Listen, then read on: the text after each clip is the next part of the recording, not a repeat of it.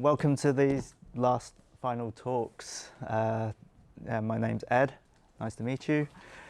And today we are going to talk about exploring ideas, how to find inspiration and turn that into a small idea, turn it into a big idea, make it into something that you can work with and turn it into a reality. So just to explain who I am, I'm Ed. I run a community interest company called LED, and what I'm trying to do is I want to build a creative community in Ipswich, try to connect all the different creatives, whether you're an artist, writer, filmmaker, dancer, actor. I want to know you, and I want to be that central focal point where you can come to me and I can introduce you to more writers or artists or whatever profession you want to meet. I want to promote those who need promoting, who are doing interesting stuff that people don't know about, and that's kind of why I'm doing these things, because a lot of people who come to these talks are doing interesting things, and I want to meet them and show them that there are people like them around Ipswich that can do stuff. That being said, Zoe is from Bristol. And I also, I'm really passionate about advocating the next generation of creatives. I want to let young people know that being a creative professional in Ipswich is possible, and if you just try, work, you can get there, and it doesn't really matter where you're from. So joining me today is Zoe Power, illustrator, mural artist, all of the above, yeah, extraordinaire. So here we've got a few of Zoe's works. Do you want to just tell us a bit about what you do? What I do, so hello, as Ed mentioned, mural artist, illustrator, lettering, sign writing, screen printing, I don't know. I mean, I don't know if you need to necessarily, I'm telling myself this, maybe more than just to make myself feel better, but I think more and more, I think things are cross-disciplinary is okay. I think there's this sort of pressure to put yourself in a little pigeonhole, but diverse skills has actually kind of worked out pretty well for me. So so this is one of my first big murals here on the right. It was similar to the one I've done here in Ipswich. So has anybody seen, or not, are people aware of the mural that I've done here? It's down on College Street, so around the back of Dance East. I think, you guys obviously do. Is that familiar with everyone? No. We'll see it in a bit. We'll see it in a bit, but just walk around the back of Dance East and you'll see it there. So a big part of my practice is mural paintings and community art as well. So that involves often doing workshops and working alongside people, businesses, organisations to kind of make an artwork fit and suitable for a place. And it also involves people, kind of coming towards me and collaborating. So that's the one on the right. Middle one, kind of run off the back of that. That was a public art piece of pianos that kind of got dotted around Bristol and nationally and internationally. This is a project that's run all over. And then illustration on the left, that's for a Bristol Cycle Festival. I'm really into bikes as well, so that sometimes crops up in my work. But so quite a few different things. And here. There you go, you've got a picture of it. That's the one at the back of Dance East that I did. Both Hannah and Ryan over there came to help and chipped in with that one. Good painting skills. You ran some workshops beforehand. Exactly. This useful. So there was 10 workshops, some of which were in Key Place, others which were in smaller, more private spaces, but ultimately engaging people from across the city to kind of gather ideas of what they liked and proud of and associated with Ipswich. And the kind of goal was to bring that all together to make what was a new landmark in the city. So previously this was just a white, kind of grubby white wall, and now it's incredibly bright, colourful. piece of work, and it was really fun to do. Should have said also Pete came to help with that one too. So when you did the workshops, you had loads of ideas. How did you kind of collate that into one big picture? Yeah. Idea overload, that's my problem. I'm like an ideas factory. It's just like constantly going on up there. I think it comes with time and practice, and sort of you can't fit it all in ultimately. So I think in this instance, it was a case of picking up the main themes and using illustrations or design that kind of maybe was more open to interpretation. So for example, there was a lot of mention of community and multiculturalism. So I sort of was like racking my brains as to like how I could represent that. And actually in one of the workshops, a young woman drew like a profile of a face with loads of different colours. And I was like, okay, that's kind of, you know, that could represent that. It's quite open, but it's not necessarily like me drawing 10 different religious symbols, and you know. So I think there's a clever way of quite a bit of thinking to try and get those ideas down that could potentially represent several things. And yeah, I mean, this is not my original design. Music, and then we got you've got football, mammoth is in there, nature. There's a boat over somewhere. Yeah, so. This wasn't my original design, but again, it was kind of a case of talking to the people commissioning it, and there's a bit of back and forth there, and it is usually a middle ground too. So it's not always, you know, super straightforward. Yeah. So where do we start? That's a question for everyone. So it all comes from you wanting to do it. Whether it's someone paying you to do it, or you doing it out of passion, or doing it just purely for fun. It's always having that little spark of going from I'm not sure to yes, let's do it. Yeah, and I think it's also starting small. I grew up in Bristol, and I was around a lot of street art all the time, and I was following like really famous artists' work, buying books and magazines, and just being like, oh, you know, these people are doing huge sides of buildings in New York and Berlin. I mean, there's no way that I could realistically have started off just being like, right, I'm going to paint the side of that huge building. Because A, I wouldn't have known what on earth I was doing. B, it probably would have been terrible. And C, like, how would I have got the funding? So my first murals, I was saying to Ryan earlier, was like actually were in cafes, like that I was just working in the toilets. Really glamorous. Well, you're just drawing in the toilets? No. Like I asked the owners, but like it's a space that people aren't usually that precious about. Okay. It's usually they look pretty dull or boring, or need a bit of painting anyway. And you know, eventually, funnily enough, if you do a couple of those, you start to learn a little bit. It's kind of like practicing, but actually at least practicing in public, or at least someone's going to see it. Yeah.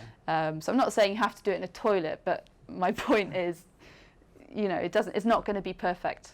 Yeah. And I look back at those first ones I did, and I'm just like, oh my gosh, so bad. Like really terrible. But I think no one starts off good. No, and it applies to everything, whether you're trying to build a website, like you just have to start, and it's going to be probably, you look back at it in 2 years and go, oh, it's a load of rubbish, and be embarrassed by it, but you can't just from the bat just like do the perfect finished product. If you're starting to cook for the first time, you're probably going to start off making beans on toast, not like a pavlova, you know. So start off with beans on toast. Yeah, start small. Start small. And ideas are easy. It's the execution of ideas that really separate the sheep from the goats. So, yeah, you can have a load of good ideas, but until you have owned your craft to execute them well, you're never going to be good. I think with time, more and more, simplifying is something I'm learning. I think when I started off just trying to shove it all in and kind of having to prove myself a little bit, whereas actually I think a lot of really good art, and I don't know if it applies probably to an extent to music as well, things that are more universal and more timeless actually tend to be quite simple. Yeah. But I think being simple takes a very good eye, and it takes a lot of practice, because you're having to cut out elements, which is really quite hard. So to use just 3 colours to make an image is significant, in my opinion, significantly harder than using unlimited colour palette. So I don't know if I'm a sheep or a goat. I'm Welsh, so maybe I'm a sheep, I don't know. But yeah, I think it just takes time and just keep going. You kind of reminded me something that Picasso once said. I'm paraphrasing because I can't remember the exact quote, which is, at 18 I learned how to draw like a master, and it took me a lifetime to learn how to draw like a child. So that's what I'm going for, yeah. So finding inspiration, where do you find your inspiration to come up with ideas? My mind. For me, God, it'd be like everywhere. music or a film or something I've seen or something I've heard. I think it's, I'm going to sort of debunk your question a little bit. Yeah. I don't know if artists necessarily know the answer to that. I think maybe fine artists more, but because I'm working commercially and I'm often working to a brief, it wasn't like, Zoe, just go mad and paint whatever you want on the side of this building. Yeah. It's like, do these workshops, right, come back to us, what are the main ideas? And like, I'm kind of being fed a little bit of a theme. It's really, really rare that someone's just like, oh yeah, just paint my building, do what you want, you know, because that's sort of opening up a huge can of worms. Okay. So I do kind of have to work within limitations quite often, and I think I don't know what practices people are coming from here, but predominantly probably illustration. You're usually given a brief a little bit, so I don't have to kind of go into the deep. Having said that, I really love a lot of old like 50s like posters, like the original like screen printed packaging. Those are really old packaging. I'm just like, oh, that typography is delicious, and I keep random things like that I find. But fabric design as well, really strong one for me. But surely, like, a lot of your work is quite bright and colourful, and like that. I see that as part of your style. So how did that How does that come about? Well, part of it is the limitations of working in mural painting. So if I was to use spray cans, for example, which I don't, mainly because I'm rubbish at them, and secondly, it's pretty toxic stuff. Anyway, because I use a paint and the scale I want to work on, it would be ridiculous if I was trying to do a really complicated, detailed shading and shadows and highlights. I mean, it would just take forever. So I think to an extent, it's kind of been formed a little bit by the medium as to what I'm doing.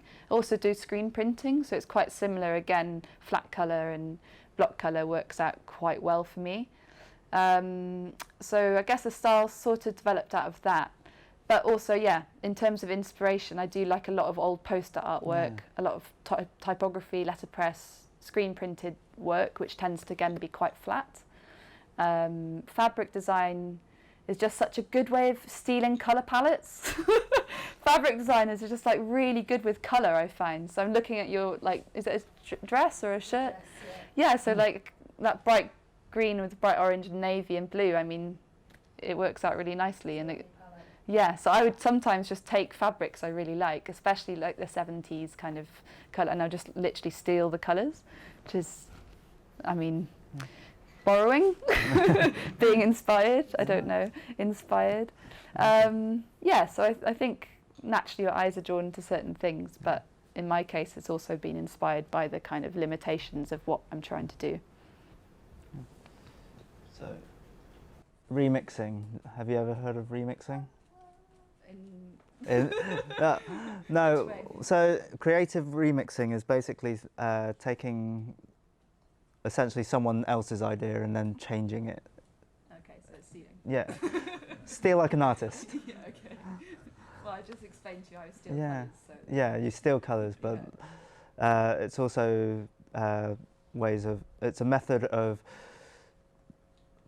taking what your tastes are, what you're inspired by, taking the colours that you like, and then using it in a different way. Yeah. So changing it so that it fits your own style. Yeah, I think I find style quite a difficult word, because people say, oh, you have such a strong style, and I don't feel like I do.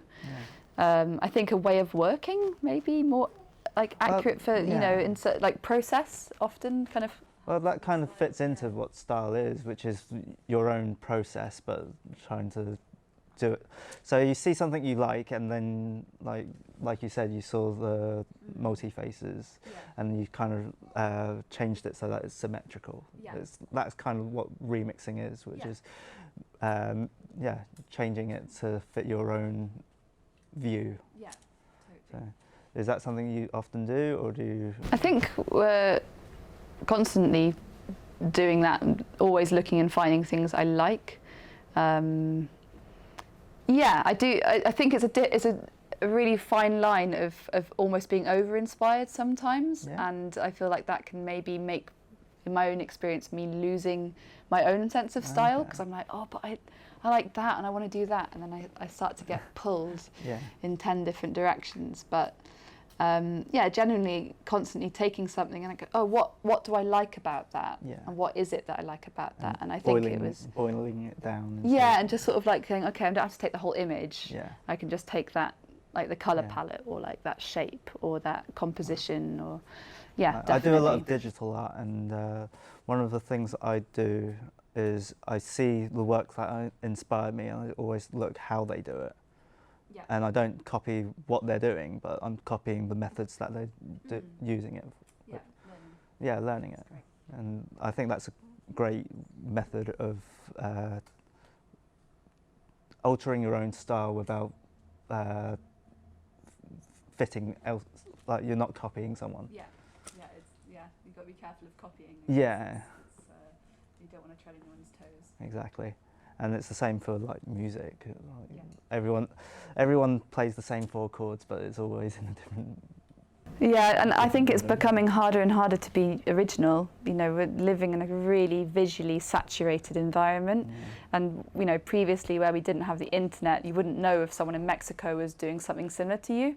But now all of a sudden, it's like I'm being inspired by these things, and actually, I may be mimicking them to an extent. But a lot of it is subconscious as well. You don't know that you're copying them, but it's just like, I had this idea and then I've done it, and then I realised, oh wait, maybe I...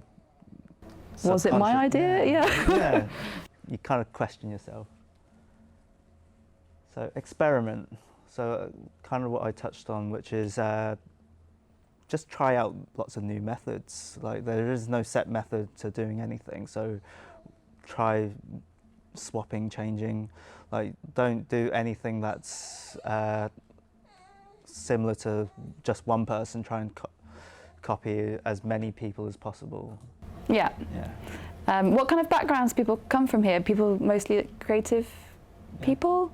Yeah. I think, no, not creative. I think going back to sort of saying starting out, I think it's so important to kind of keep that energy of being a beginner all the time, because I think otherwise, for me personally, I'd be a bit bored. And secondly, if I didn't feel like I was slightly out of my comfort zone, I don't know if I'd be making good work. Does that make sense? You tend to feel complacent if you keep on doing the same thing over and over again. So those gigs that you get when you're starting out, like I was saying, for even just £50 or just materials or whatever, I still do those all the time, but they're really good opportunities for me to experiment. So I recently did a mural in Cheltenham that I didn't get any money for. I got, materials and travel.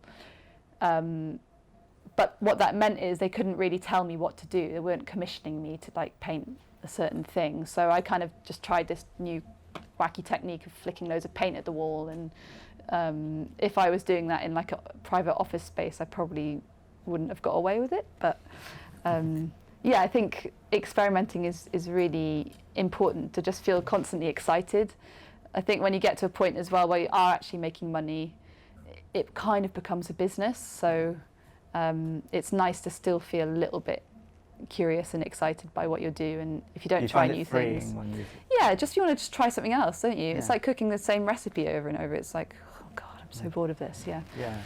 And how did the flicking paint go? Well, yeah, gone down well. Yeah. I was completely covered in paint, but yeah, it looked all right. Yeah, that's good. Wouldn't do it inside. Just very messy. No, I think it would be cool if you had a full room just full of paint everywhere. Yeah, yeah. Just like no carpets. Exactly.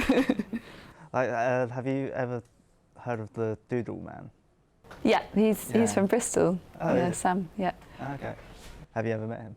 I haven't met him. I went to his degree show. Okay. He's like infuriatingly young. Oh, you're like 22. Yeah, I'm sure he's doing very well. Yeah. So the Doodle Man is a guy who has a plain white room, and he just uses a marker and just makes doodles throughout the whole room, and you can see really weird and wacky stuff, and it's all just comes out naturally to him, I think, which is also very infuriating. Yeah, it's just annoying. He's rubbish. No. No, but it's kind of like that, where doing something over and over again works, because like you're in a different environment each time, and you can still experiment in your own small way. It's not something that yeah, it's not something. I think more and more, because sort of going back to what I was saying, you're in such like a saturated environment, you do need to have more than, if you're going to be commercially successful, and we'll talk about that because it's not for everybody, you do need to kind of have a distinct way of working that people know as you very quickly. So it's good to experiment, but going back, you don't want to get like pulled along by, I'm going to try doing mosaics and like geometrical ways, and then suddenly I'm doing photorealistic portraits. Like you kind of need to stick a little bit. But yeah, like you were saying, experimenting can also be just doing something with a different medium, or different technique, different scale, different technique. So yeah. Find what works for you. So what works best for you? You like to use paint, but what about your illustration things? More and more doing digitally illustration, but I think that's because of it becoming less and less of my main practice. Okay. The illustrations I don't really get commissioned for illustrations that much anymore. Okay. I've got one at the moment, and I'm doing it all on Procreate. But the way that's sort of ended up working for me is having a practice, like I was saying at the beginning, of doing murals and illustration and prints, and the thing that ties that all together is a style of flat colour. I can do illustrations with a flat colour, I can do screen prints with a flat colour. So what works for me is, I guess, trying to use that way of working across the board, and that's how I've kind of become financially a bit more afloat. I'm going to put it out there, like murals are really hard to make a life, like a fairly non-stressful career out of. I mean, and art in general is tough. Yeah. It's very unpredictable. So I think having a skill set that enables you to not put all your eggs in one basket is quite a good thing. So when you start out planning a mural, do you do that digitally, or do you do that in a... I always start off with sketches in a sketchbook, just for idea. Like, I find a pencil and paper really good, just for whopping down doodles and going back to experimenting. I think that's just the best way. Just mind vomit onto a page, just be like, and something comes out of it usually, where I kind of like that little bit, and I quite like that little bit. And when it comes to designing a mural, what's great about this iPad I've got is I can take a picture of the wall and actually just draw directly onto that, onto that wall.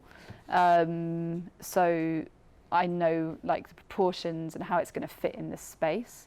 And I usually have a colour palette digitally, so I'm doing it digitally. I'll try and make a limited palette of maybe 4 or 5 colours, and usually ends up being about 8 in total.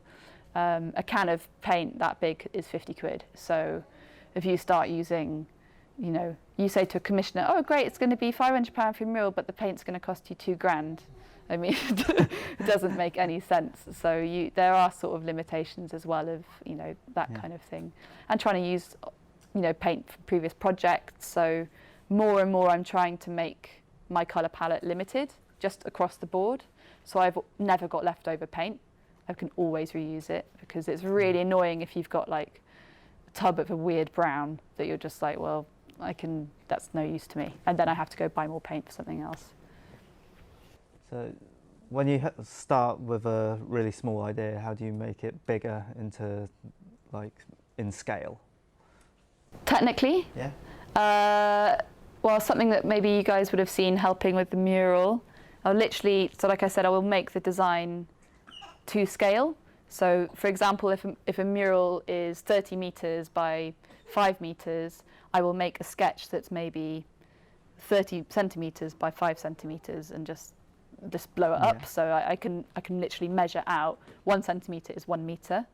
I will grid it up, the drawings. So what was great about the mural here is there's columns, and I could just work on a square by square basis. Okay.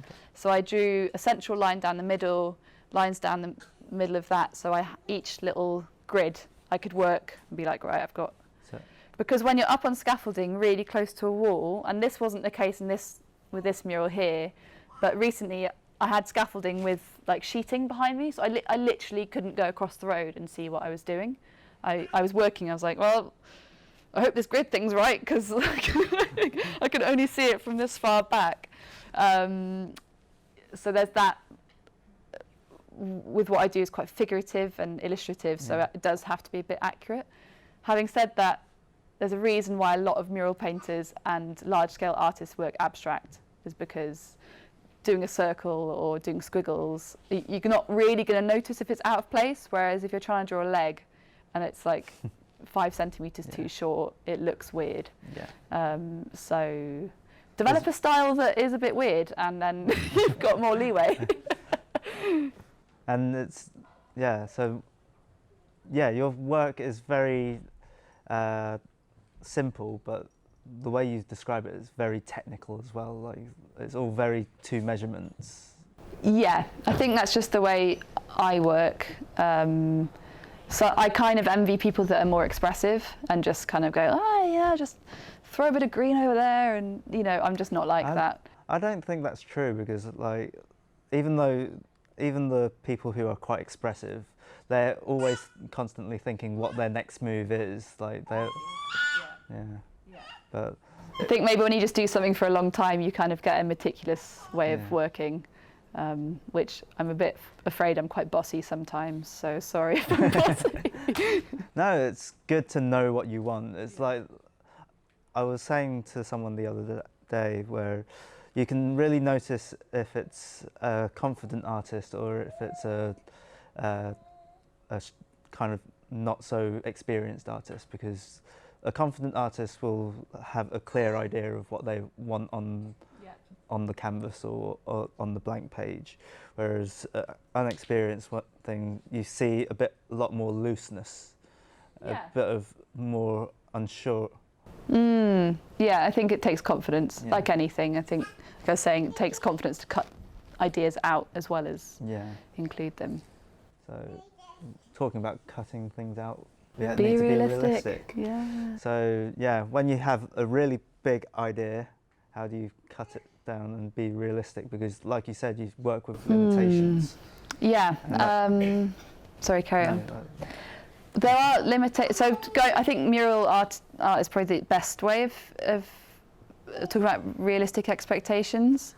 But maybe at the end, when you guys can tell me about what you do, I hope this advice is useful in my experience. But mural painting are like physical like limitations. Like these guys will have known from helping. Like it's absolutely exhausting.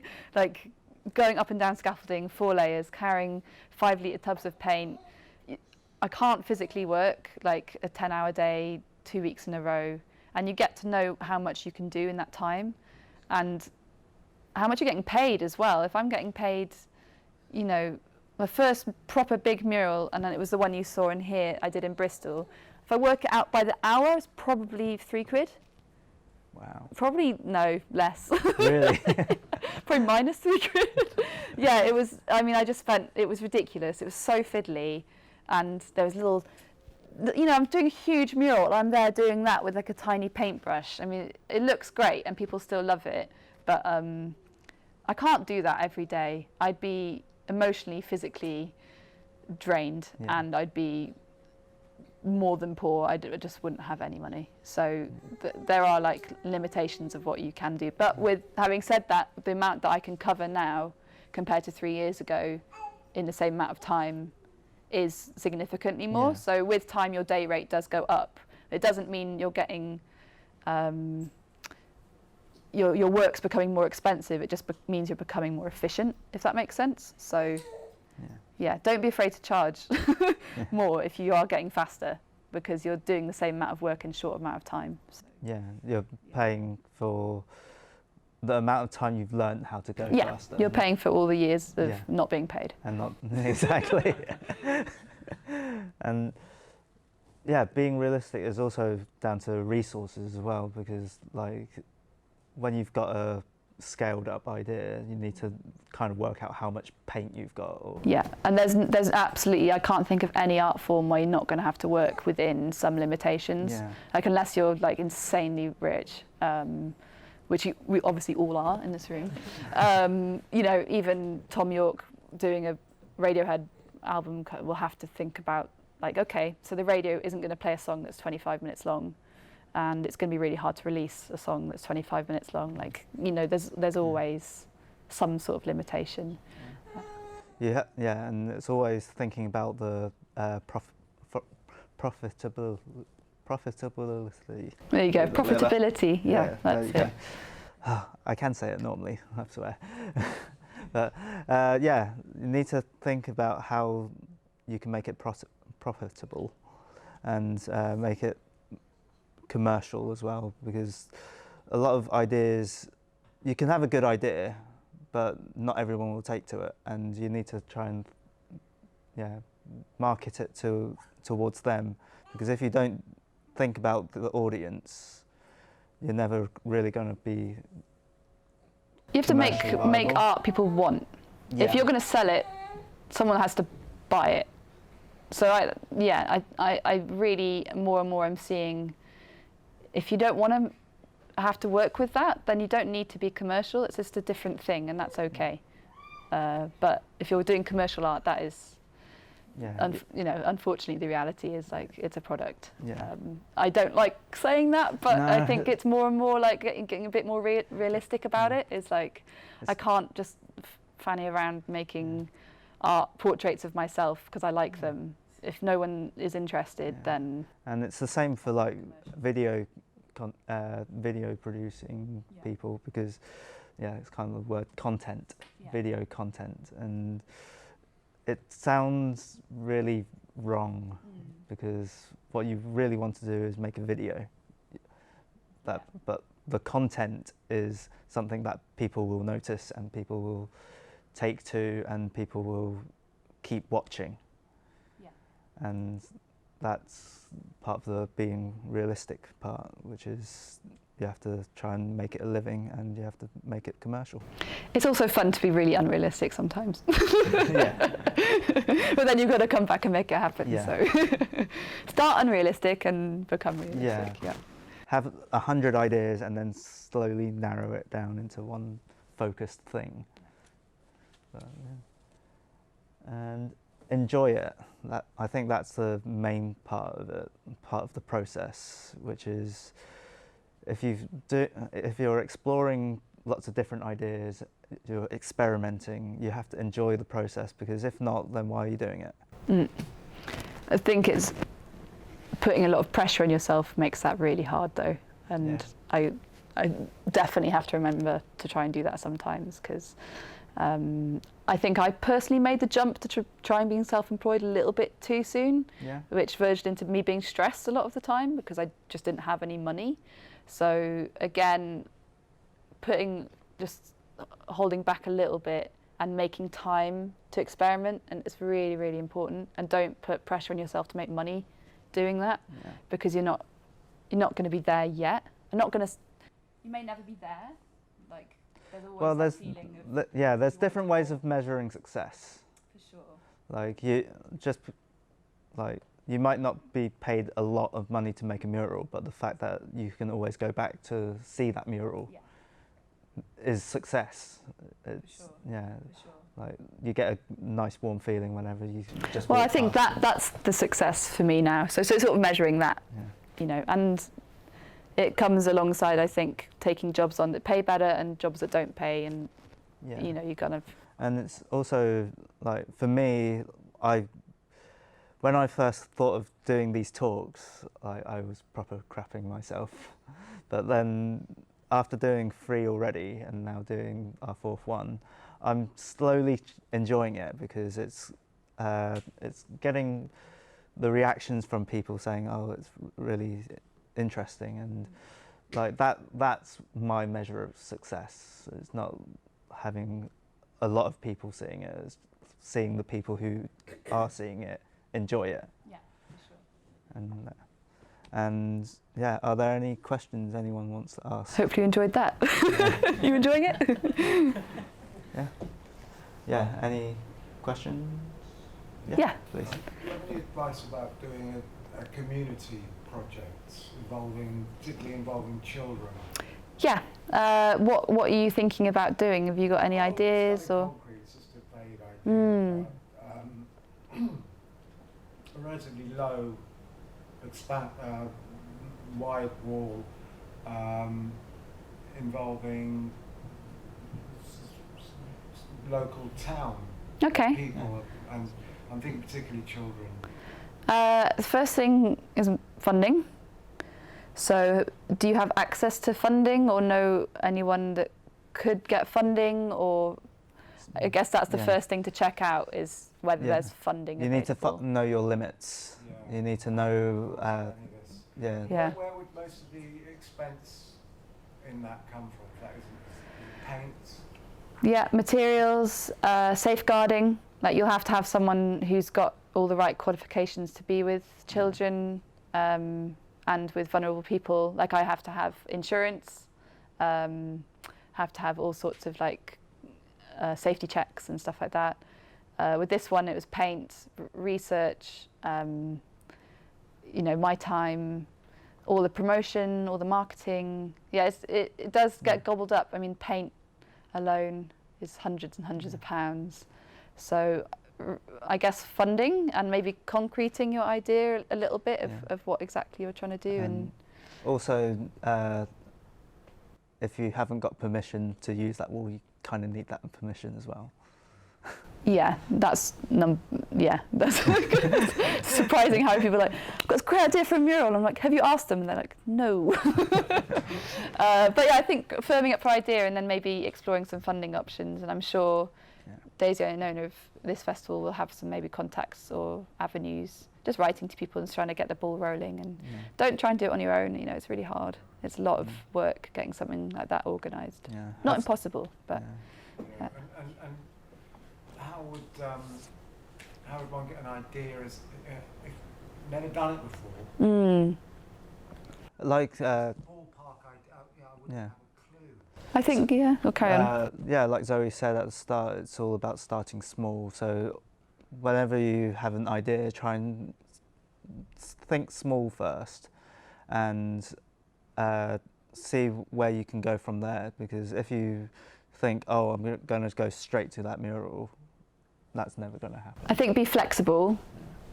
Say could be that wall or that ball or that. I think there's nothing more frustrating as an artist when someone contacts you and is like, right, we've got this funding for this ridiculous project that's completely under budgeted and it's going to be insane and you have to paint it in January. And I'm like, okay, firstly, I'm not painting in January because it's really, really, really cold. Secondly, that budget doesn't even cover scaffolding. Thirdly, the building you've chosen is pebble dash. It's just, they did not talk to anyone. So I think the first thing is to just talk to a couple of artists about what you're trying to do, because they may come back and go, that's just not going to work. Or they may come back and go, yeah, maybe, but have you thought about doing it this way? It'll be half the price and take half the time. So I think just doing a bit of research.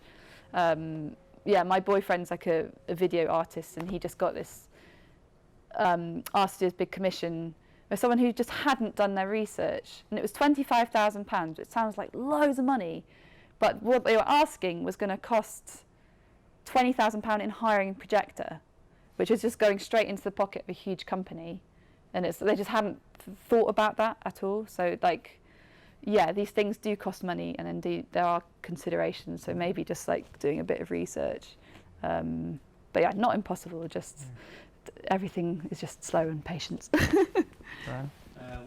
What gets you up in the morning to start work? My alarm. Not really. I ignore it. Anxiety.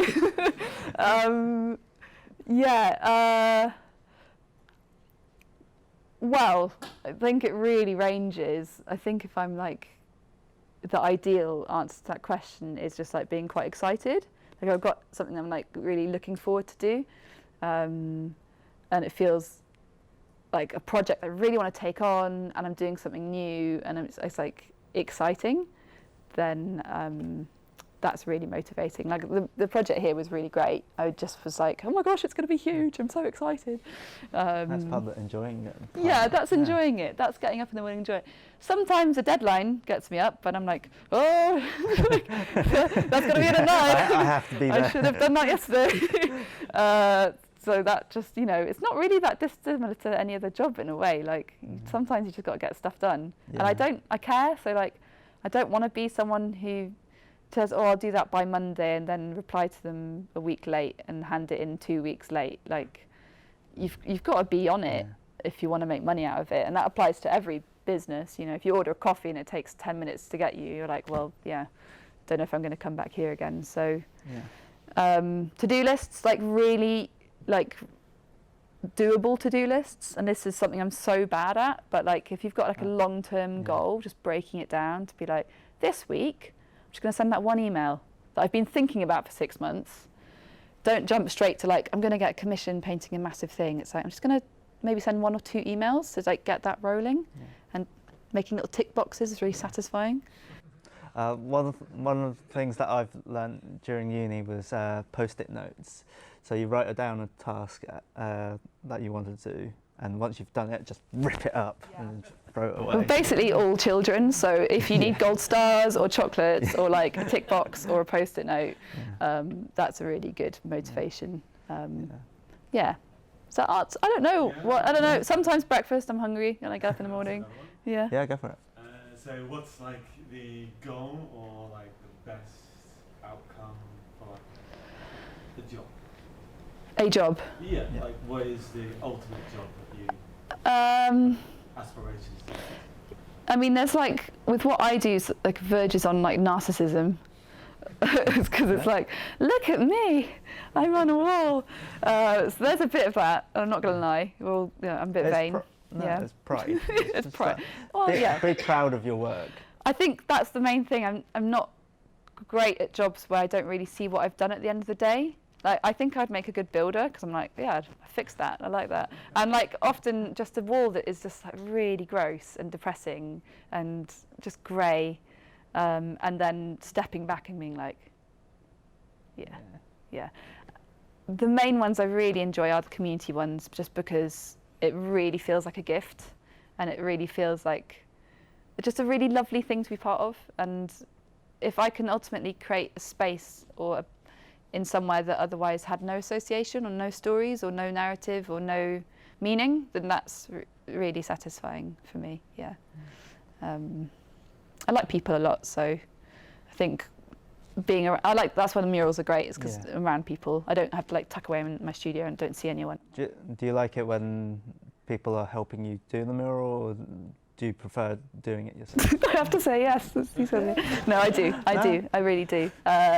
Again, like, just talking about limitations, is sometimes it's really common. People are like, I want kids to do the mural, and you're like, great, that's great, but it's going to be a very different mural than if you had like a professional artist, just because you know, the muscle memory, the skills, like you may end up with something that isn't what you're expecting. So I do like working with people, but it's also, you have to tailor your design to make that work, because not everybody's going to be, unless you're Catalina, you can paint a mammoth. You know, not everybody can paint a mammoth. So, you know, sometimes people just need a roller and get some rollering. And Exactly. Yeah. Any more questions? Oh, please. Why do you think certain cities become it's like if you go to Buenos Aires, for example, there's murals everywhere, or Krakow, there's also many murals, but it seems to be in England not such a, it's culturally not so common. Yeah, people think of murals as graffiti, and that's kind of tarnished.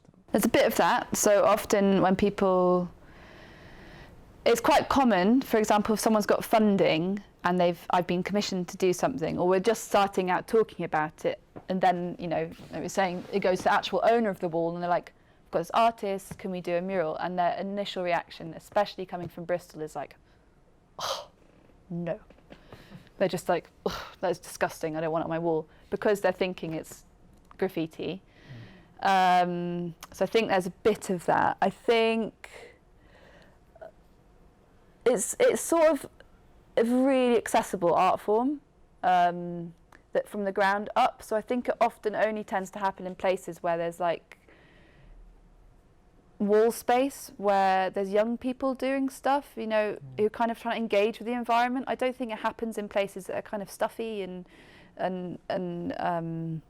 you know, I've applied for jobs in places like Bath and in the southwest in the Cotswolds, and it's just infuriating. They're like, "Oh, can we just have that but beige?" You know, it's just like really just unimaginative. And I think the problem with the UK and the arts is like we're kind of like, we have our arts, we have Shakespeare, we have our thing, whereas a lot of other places, like, you know, what's great about coming here is people are like, yeah, go for it. It's really great. But I don't know I think the UK and England has got a bit cautious. Whereas maybe murals particularly are done to often like put on top of plaster, like old buildings that are falling down, or in areas where you're not going to be watched by the police, or, you know, it's on the fringes a little bit, and I think that's where it can have space to happen. But the problem with the UK is like space is really expensive and people don't want to give it up. So, and more things are getting developed. Like there's not the kind of squats and the empty walls, and, you know, we're a little bit scared here, I think.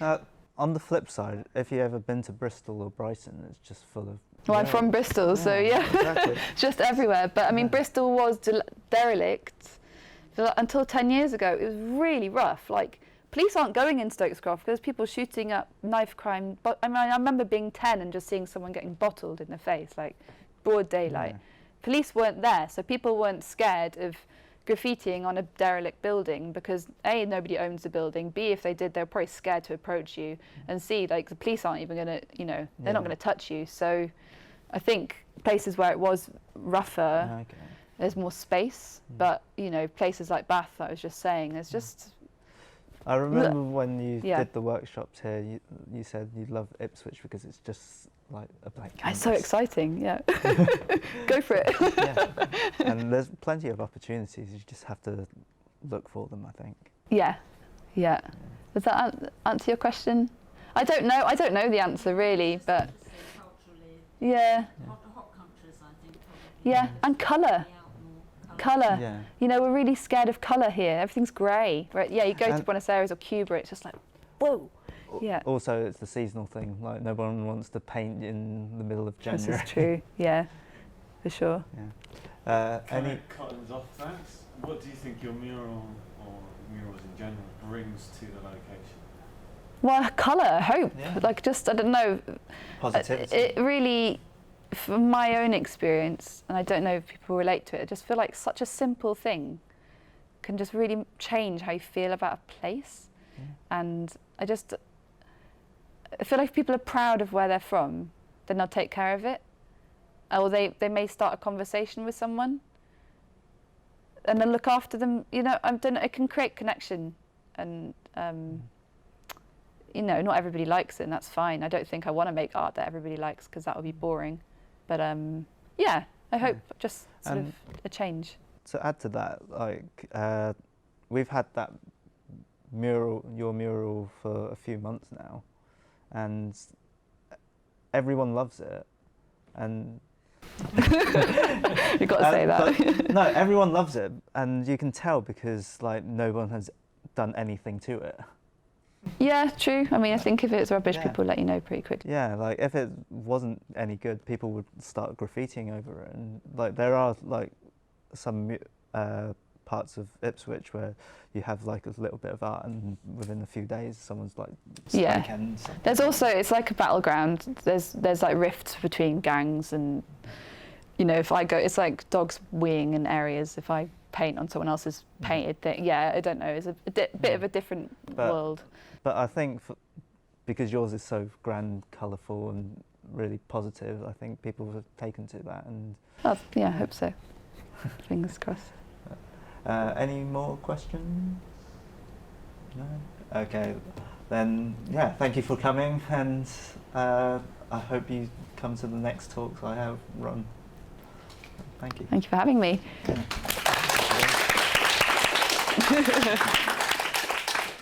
I'd like to also say, if anybody's like a bit shy and just wants to talk to me or send me an email, like please do. I really want to encourage.